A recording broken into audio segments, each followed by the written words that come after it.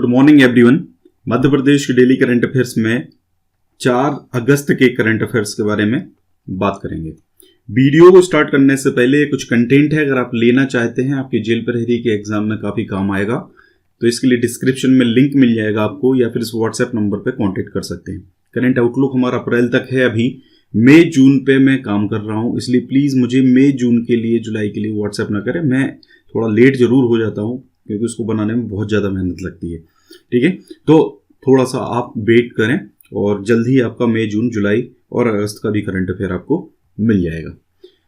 और ये पुराना कंटेंट है, ये अगर आप लेना चाहें तो ये भी ले सकते हैं। कल 2 प्रश्न हमने पूछे थे कि एशिया की सबसे बड़ी सोयाबीन की फैक्ट्री मध्य प्रदेश में कहाँ है। तो एशिया की सबसे बड़ी सोयाबीन की जो फैक्ट्री है वो है मध्य प्रदेश के उज्जैन में। दूसरा प्रश्न था मध्य प्रदेश का किस चीज के उत्पादन में पहला स्थान नहीं है।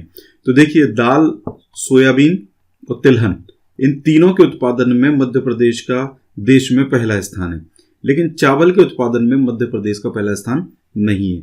चावल के उत्पादन में वेस्ट बंगाल आपका पहले नंबर पर आता है। तो एज यूजुअल मोहित बिसेन ने अच्छा आंसर किया है। एशिया की सबसे बड़ी सोयाबीन की फैक्ट्री मध्य प्रदेश में उज्जैन में है। देश के कुल सोयाबीन का 51.3% उत्पादित करता है। इस प्रकार मध्य प्रदेश का देश में प्रथम स्थान है। देखिए, ये जो डेटा है ये अलग अलग किताबों में और इंटरनेट पे अलग अलग मिलता है। कहीं कहीं कोई लिखता है कि 80% से अधिक उत्पादन मध्य प्रदेश में होता है, ठीक है। तो ये डेटा इस तरीके का डेटा है, तो इसको कोई मतलब नहीं है। सोयाबीन में प्रथम स्थान के कारण मध्य प्रदेश को सोया प्रदेश की संज्ञा दी गई है। विश्व का 60% सोयाबीन अमेरिका में पैदा होता है।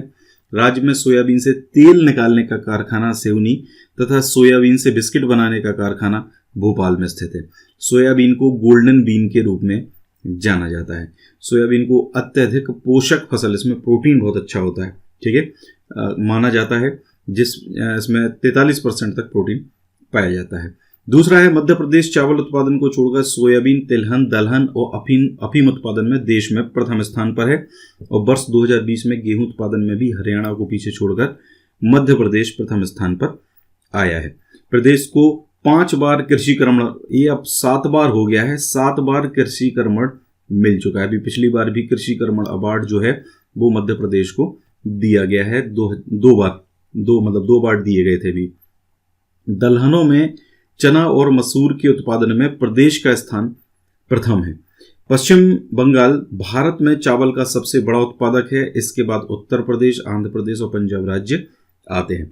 भारत विश्व में चावल का दूसरा बड़ा उत्पादक देश है, जबकि पहले नंबर पर है चीन। लगभग 49% क्षेत्र पर कृषि होती है, जिस पर प्रदेश की 70% जनसंख्या निर्भर है मध्य प्रदेश में, ठीक है। इसके अलावा एक और ये आंसर आया है, इसमें इंफॉर्मेशन पॉइंट ऑफ व्यू से अगर बात करें तो ये इंफॉर्मेशन पॉइंट ऑफ व्यू से महेश मालवीय का मैसेज बहुत अच्छा है, ठीक है। इसको मैंने पिन किया हुआ है और इसको पूरा आप अगर चाहें तो इसको पढ़ सकते हैं, ठीक है। आज के हमारे प्रश्न है, निम्नलिखित में मध्य प्रदेश के किस पुरस्कार में सर्वाधिक राशि मिलती है। तो कबीर सम्मान, तानसेन सम्मान, महात्मा गांधी सम्मान और लता मंगेशकर सम्मान, 4 में से एक कमेंट आपको करना है। मध्य प्रदेश का कौन सा शहर न्यूज प्रिंट पेपर मिल के लिए प्रसिद्ध है, ठीक है। क्वेश्चन आसान है, मैं केवल आपको लिखने की प्रैक्टिस के लिए करवाता हूं कि आप अच्छे से अच्छा इसको लिखने की कोशिश करें, ताकि आप डेली बेसिस पे लिखते रहेंगे तो आपकी प्रैक्टिस भी होती रहेगी। कुछ ना कुछ लिखिए जरूर। देखिए, अगर पीएससी मेंस निकालना है आपको तो कुछ ना कुछ रोज लिखो, चाहे क्वेश्चन आसान हो चाहे क्वेश्चन टफ हो। लिखने की आदत अगर आपके अंदर है तो आप पीएससी मेंस निकाल सकते हैं। देखिए, प्री की तैयारी करना कोई बहुत बड़ा काम नहीं है। 6 मंथ्स, ज़्यादा से ज़्यादा ये मान लीजिए आप 1 साल तक आप प्री की तैयारी कर सकते हैं, ठीक है। इतने में आपका प्री निकल जाएगा, आप थोड़ी सी भी मेहनत करेंगे तो, ठीक है। तो बाकी मेंस सबसे ज़्यादा महत्वपूर्ण होता है, इसमें लिखने की प्रैक्टिस सबसे ज़्यादा महत्वपूर्ण आपकी होती है। चलिए, क्विज अगर आप ज्वाइन करना चाहते हैं कर सकते हैं, ये तरीका है, ये लिंक है डिस्क्रिप्शन में भी, ये आपको लिंक मिल जाएगा। पहला प्रश्न है आज के, देखिए वीडियो पे टारगेट का दे रहा हूं मैं आपको 1500 लाइक्स का टारगेट, देखते हैं पूरा होता है या नहीं। पहला प्रश्न है, वाइल्ड लाइफ मुख्यालय के एक प्रोजेक्ट के अनुसार आदमखोर बाघों को रखने के पायलट प्रोजेक्ट के रूप में किस टाइगर रिजर्व को चुना गया है? देखिए, यहाँ पर तीनों टाइगर रिजर्व जो है वो चुने गए हैं आदमखोर बाघों को रखने के लिए, यानी कि इसका जो सही आंसर है वो है उपरोक्त तीनों। अब यहाँ पे बात करते हैं, वाइल्ड लाइफ मुख्यालय जो है वो एक प्रोजेक्ट अभी लेके आया है जिसमें आदमखोर बाघों को भोपाल स्थित जो वन विहार है या चिड़ियाघर है उसमें कैद नहीं किया जाएगा। एक्चुअल में वन विहार में जो आपके इस प्रकार के आदमखोर बाघ हैं जो बाहर निकल जाते हैं, आसपास के छोटे छोटे गांवों में जाते हैं और वहां पर लोगों के ऊपर आक्रमण करते हैं। तो इस प्रकार के जो बाघ हैं उनके लिए ये प्रोजेक्ट लेके आया है। इनके लिए जंगल में ही एनक्लोजर बनाए जाएंगे ताकि ये अपना जीवन जंगल में ही बिता सकें और शिकार भी कर सकें।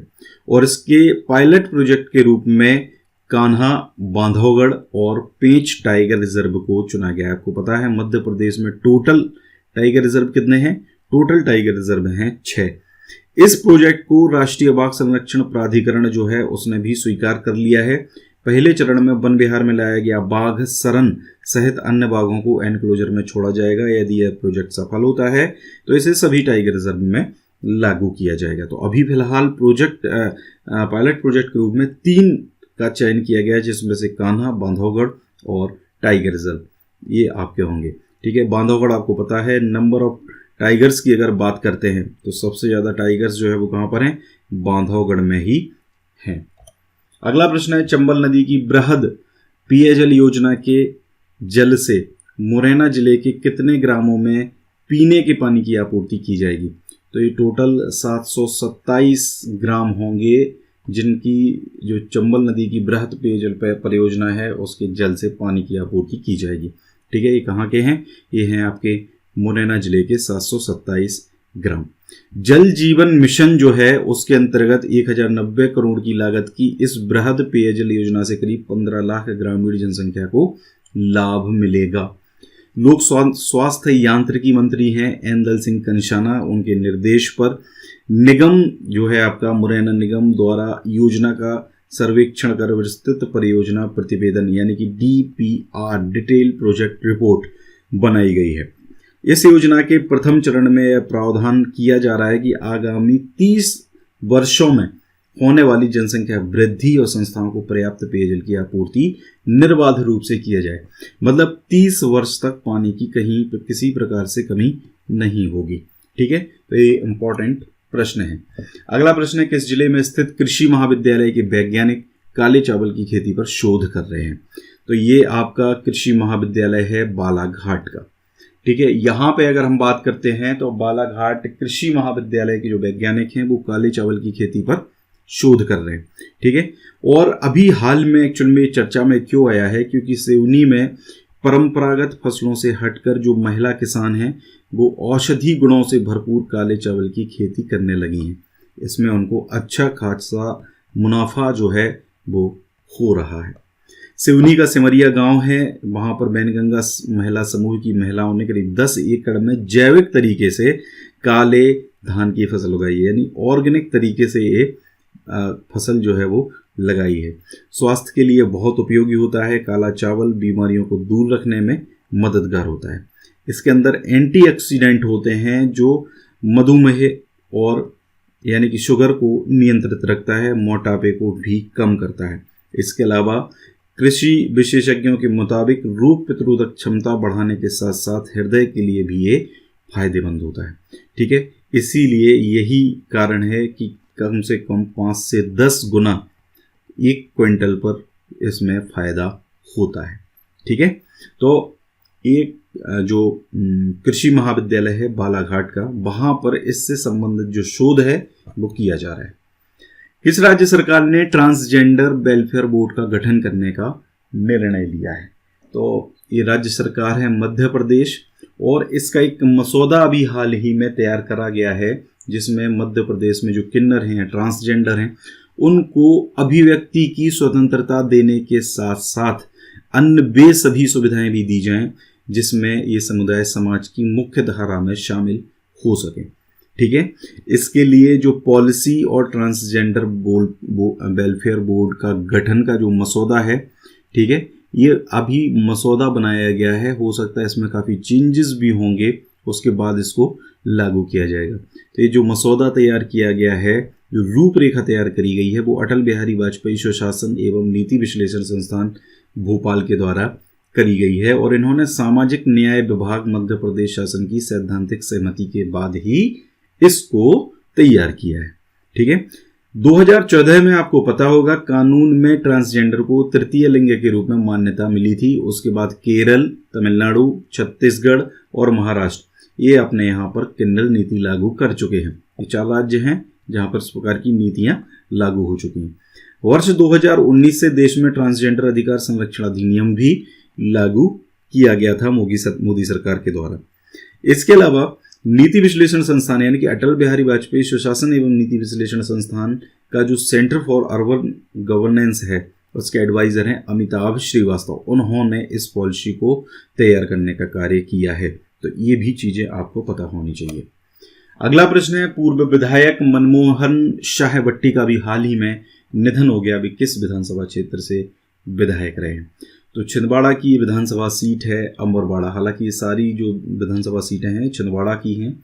अमरवाड़ा से ये विधायक रहे हैं और गोंडवाना गणतंत्र पार्टी के पूर्व विधायक रहे हैं। वर्तमान में भारतीय गोंडवाना पार्टी के राष्ट्रीय अध्यक्ष भी ये थे, मनमोहन शाह भट्टी।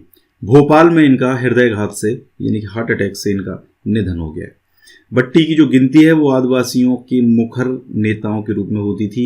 छिंदवाड़ा जिले के अमरवाड़ा विधानसभा क्षेत्र से 2003 में ये विधायक रहे थे। ठीक है। तो इम्पॉर्टेंट क्वेश्चन है। इस तरीके से किसी की डेथ अगर एमपी में होती है तो वो current affair point of view से इम्पॉर्टेंट होता है।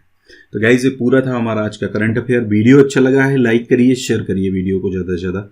Thank you very much.